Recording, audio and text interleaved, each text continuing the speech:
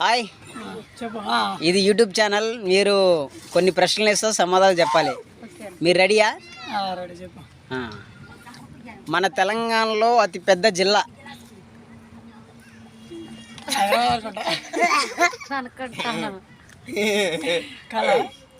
రెండో ప్రశ్న, హైదరాబాద్ కాదు.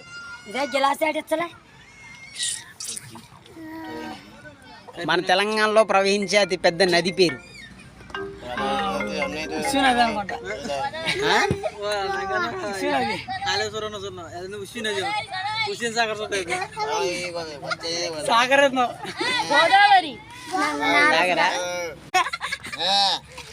తెలంగాణ రాష్ట్రంలో